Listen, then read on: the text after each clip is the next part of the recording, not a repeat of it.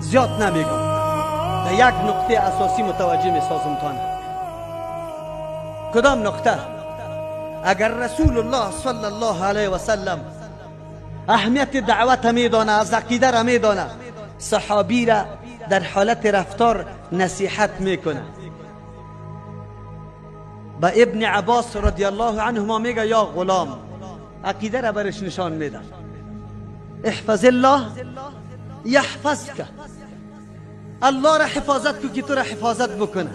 یک نقطه اخیری را براتان میگم، دیگه را میگذارم تشریح. همه ایتان الحمدلله علما و اتمنو کتابا را خوانده. یک نقطه را رسول الله برش میگه، وعلم، بدان، در قلبت بشانی سخنه. و همین نکته را برای شما میگم که تا آلی را گپ زده شد، علما گفت شما وعلمو بدانی، در دلتان بشانه، ان الامه لو اجتمعت على ان ينفعوك بشيء لم ينفعوك الا بشيء قد كتبه الله لك. برای شما میگم سلفیا، اگر کل مخلوق جمع شود، دنیا جمع شود،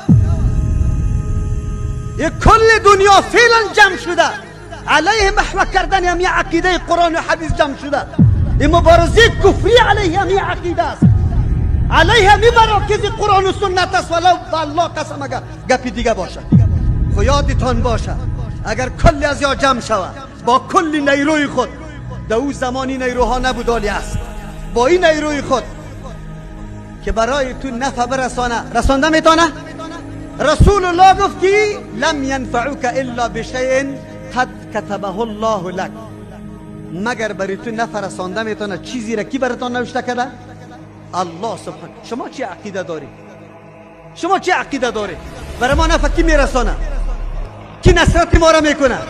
خو شرط است ان تنصر الله، شرط است اگر من نصرت دین الله را کردم، با الله قسم الله مرا حفاظت میکنه، الله مرا نصرت میکنه. پس چی ضرور است؟ حفاظت دین الله سبحانه و تعالی به اندازه توان و طاقت ما، به اندازه توانم که در هر نقطه قرار دارم. ولو اجتمعوا على ان يضروك لم يضروك الا بشيء قد كتبه الله عليك، چیزی را که الله با بالایت نوشته کرده ضرر برات رساندن نمیتونه. احفظ الله تجده تجاهك، الله را به یاد داشته باش، هر جایی که باشی الله با کمک تو، به شرط که تو الله را به یاد داشته. دیگه چی درس برش میده؟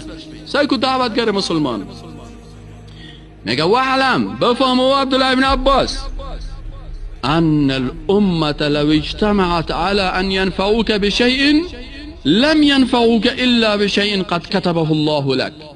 اگر کل امت بخوای بر تو که نفع برسانه، چیزی نفع رسانده نمیتونه مگر آنچه را که الله برات نوشته کرده. و ان اجتمعوا على ان يضروك بشيء، اگر کلشان جمع شود بخوای بر تو ضرر برسانه، لم يضروك، ضرر رسانده نمیتونه الا بشيء قد كتبه الله لك عليك، مگر چیزی که الله برات نوشته کرده. اگر الله یک گلاس آب در پلچرخی برات نوشته کرده باشه، والله تو بری که 16 قسم دیپلماسی کنی میبرنت. اگر در گوانتانامو برات یک گلاس آب نوشته شده باشه، تو بری که 16 قسم واسطه داشته باشی میری.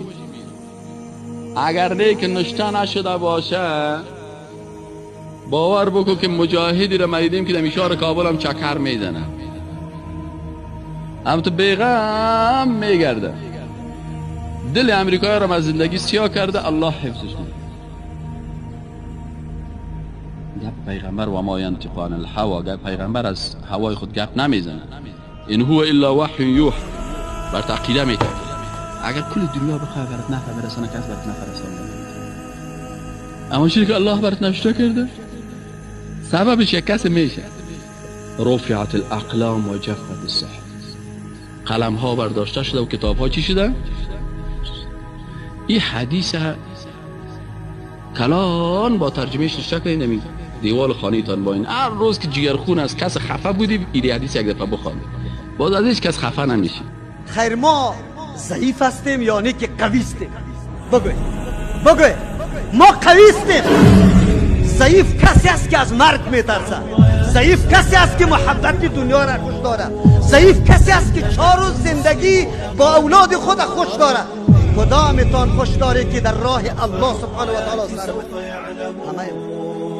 همه ما خوش داریم که در راه الله سبحانه و تعالی جان خود فدا کنیم. همین جان ناقصی مرا این چه حیثیت داره؟ اگر الله سبحانه و تعالی بر رضامندی خود در راه خدمت و فداکاری دین خود قبول کنه، از این کده نعمت عظیم دیگه است. هزارها سال شکری الله سبحانه و تعالی را بر بکن که الله تو جان مرا قبول میکنی. لن ننطفي أبدا لن ننتهي أملا إنا كبرق في السماء جاء ملتهبا. فإذا البرق تجلى فارقبوا شمس النهار واركبوا الرايات